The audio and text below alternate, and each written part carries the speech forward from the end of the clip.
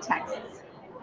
Valerie, you taught AP English, and I noticed on your summer reading list that you assigned a number of diverse texts for your students to read, and you explained to them that the purpose was to educate yourself about complex issues that affect our global society, and that each of the nonfiction books on the list deals with a social issue that is relevant to today's world.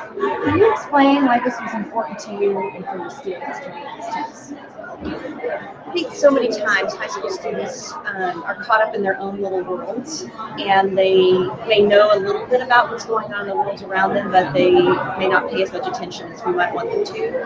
And it's the time where they can start to, well, I mean, sure, they can start earlier than this, but they can start to have an impact on the world around them and not just on their own personal worlds. And so one of the things that we as a team wanted to do was to raise their awareness. And we teach in a fairly affluent school, and so sometimes students are not as aware, except for things like mission trips and things like that they might do, of many of the problems that exist. And so what we try to do is raise their awareness first, and then some years we've also had them participate in social action projects so that they take what they've learned from their reading and then they write about it, of course, and then try to take some action. We've done things like hosted a carnival at a Boys and Girls Club after school, gathered supplies for the Ronald McDonald House, or collected food for the food bank, things like that. Oh, that's nice. You're a member of the Texas Council of Teachers of English Language Arts, the Central Texas Council of Teachers of English, and the Central Texas Writing Project at Texas State University. Talk about why and how you got involved. Well, I think my first involvement with all these kind of organizations began when I was an undergraduate at the University of Texas, and Joan Shiring was my professor for my methods class, and she said, you all must join NCTE. And so I did that semester, and I also learned that there was a state affiliate, and so I joined the Texas Council at the same time. I lived in Houston after that and belonged to the West Houston Council, which is a local affiliate there. And then when I moved to Austin, of course, I immediately looked for the Central Texas Council, and they were there. So from the beginning of my career, I felt that it was important to be involved in a professional organization, to have that professional community, and I talk about that with teachers all the time. When Anne Ruggles-Gear was president of NCTE, one of the things she said in her president's speech was that we give to things all the time that are organizations that support things we might die of. And I want to give to an organization that supports what I live for. And so since that time, when I heard her say that, I've also given memberships to at least 3 teachers every year to the state organization, because that's more likely that they can attend that conference. School districts would let them go, and it's not that travel's not national. And so I've given those memberships and also encouraged people to be involved, in the local council. I've been fortunate enough to also serve in positions with the Central Texas, the Texas Council, and with NCTE. And so to me it's become very important, and I try to bring people to conferences and things like that. I think people need a professional home, and it makes sense to me that often that's the people that teach the same subject matter that we do. Have you thought about joining one of the boards on NCTE? I have run for office. I've actually served on the SCOA board one time. I'm a policy analyst, and I've run for secondary representative at large, but I didn't win the election. I've been on the NCTE nominating committee before, and I would like to do something again. I mean, well, try again. Right.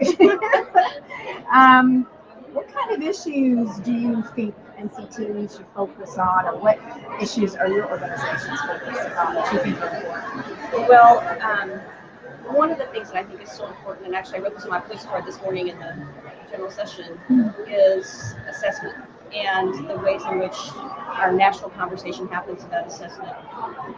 Obviously, it's expensive to assess students in a way that's more authentic, but until we move into that realm, I think we're doing a disservice to our students and all the children.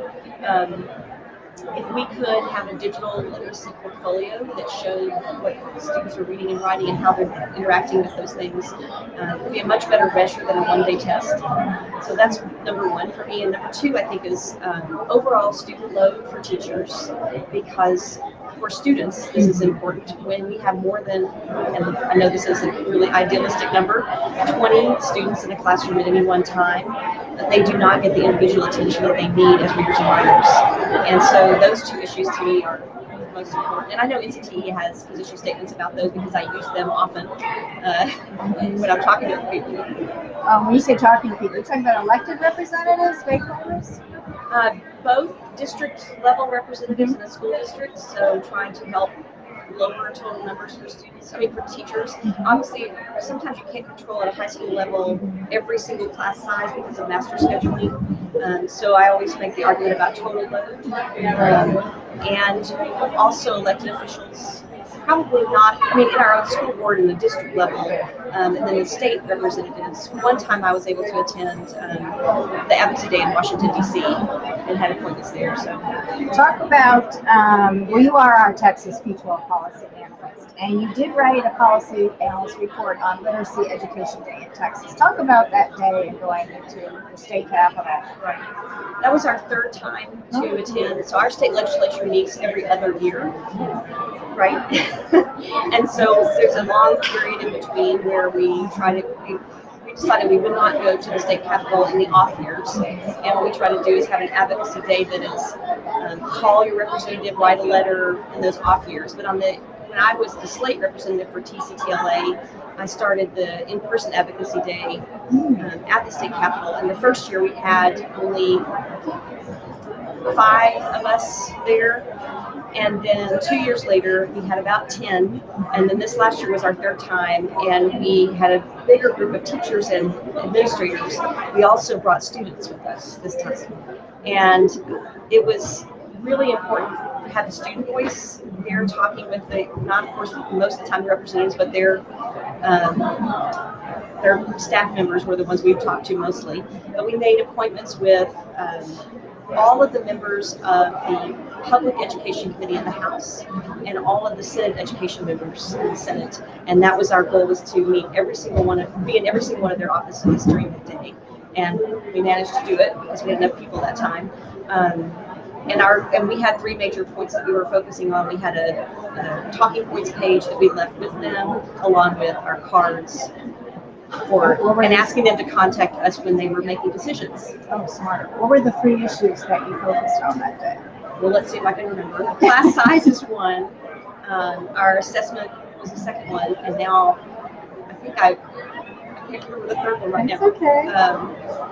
And what was the response of the staff or elected representatives that you met? Well, we felt in some offices we were welcomed more than in others, of course.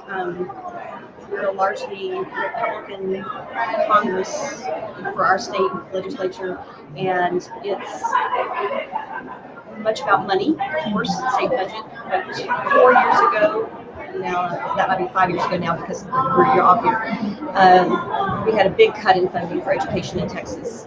And then they reinstated about half of that funding in the last session, which has helped districts, but it's not that helpful because, of course, things have gone up in price. And so when you reinstate half of what you cut 4 years ago, it's not going to help that much. So that is largely driven by business interests and things like that. So, and I don't need to be partisan necessarily, but a Republican group has been very hesitant to fund education in the way that some of the Democratic senators have and some of the legislators have. So we felt that they were hearing some things we were saying about assessment and what that was doing for children. I'm not sure that that's why they made the decisions they did to change our state testing in the way that they have over the last 4 years. I think a lot of that was driven by fear on their part that we were going to have a large number of students not graduating from high school. Because they had originally set up a system where there were 15 state end-of-course exams that students had to pass to graduate. In the next session, that was lowered to 5. And we've also added a provision that students can still graduate with a committee review now, even if they don't pass those 5 tests. They do get several chances to pass the test, but again, it's a one-day test, and the writing statements are 26 lines long. They've reduced, the test has been changed as well for English language arts. We started off with 2 days of testing, 4 hours for reading, 4 hours for writing. Then we moved to a one-day test that's 5 hours reading and writing combined, but still included field test writing. And now the field test writing has been removed. So students will have 5 hours and only have one piece of writing. When they started, they had 3 pieces of writing that were essays, and then they had 3 short answer questions as well. What do you think about that? The 26-line testing. Well, obviously, when students are given a prompt and asked to write about it without talking with anybody, having really any resources other than a dictionary, it's difficult. And many of our students, especially who have special education needs or are English language learners, they struggle the most. I think what it ends up doing is pressuring many schools, especially who have a lot of students who don't pass the test the first time, to move in a strictly test preparation kind of curriculum.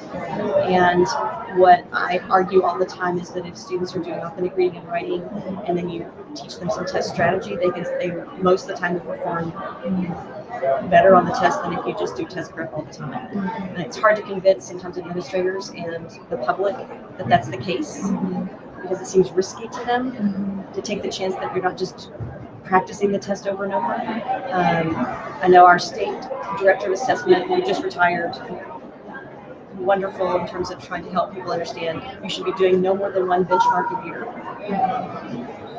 So no more than, you might be able to not do 1, but many people did not hear that in the state, and there were many schools giving 3, 4, 5, even 6 benchmarks leading up to testing for 4th and 7th. Well, we give a reading test every year starting in 3rd grade, but a writing test is 4th, 7th, 9th, and 10th. So when does your legislature meet again? They meet again in 2017. And will you be going? Yes. Will you be coming to Advocacy Day in DC either? Well, I don't know, because it's an expensive trip. Yeah. And our state organization, right now, my position in the state board is a co-editor of the state journal. Okay. And so we have another person who is our advocacy person. And so usually what happens is that person is the one who gets funded to go. Okay, great. However, maybe I'll pay for myself. Oh, well, that would be great. Well, thank you so much. Oh, I know. One more question. What advice would you give your fellow educators to get involved in advocacy? I think that one thing is you have to pay attention to what's happening, what policies are being decided by the either local, state, or national level boards. Because sometimes it's state board of education and not just a a legislature. And to first be aware, and then to make sure that you speak up. But when you speak up, to make sure you have some information to back what you're saying. So using things like the position statements from NCTE, gathering data from your district, gathering data from districts that surround you, and then being able to take that information to them, because they want information when they're making decisions. Have the legislators called you back or staff? You said you left cards so they would contact you. We actually have been contacted. We have one state representative who actually was a school board member in my district, and so she's one of the ones who has been really helpful for us and is on the public ed committee. She sponsored a recognition of us in the House when we were there each of the times we've gone, and she has actually asked us for our opinions, but she's the only one that has really called back. We did talk some about pre-kindergarten, because that was the issue that our governor, that was the third issue. Oh, okay. Pre-kindergarten, full funding for full day pre-kindergarten was the other issue that we talked about, because our governor actually made that one of his emergency items in the last legislative session. And so we decided we would speak to that as well. And so I think maybe there's some listening going on. We also have a coalition of English language arts groups in the state. So the Texas Association of Literacy Educators, which is connected to ILA, and we have a supervisors organization for English teachers, Hmm. and we have TARE, Texas Association, and I'm now the I stands for.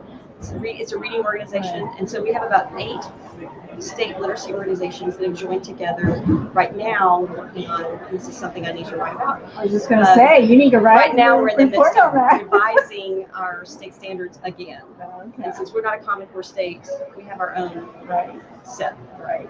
Well, maybe you should write a blog about the collaboration of those groups, because that is so key to advocacy. So I invite you to do that for our blog. Well, thank you so much, Val. We appreciate you talking to me today.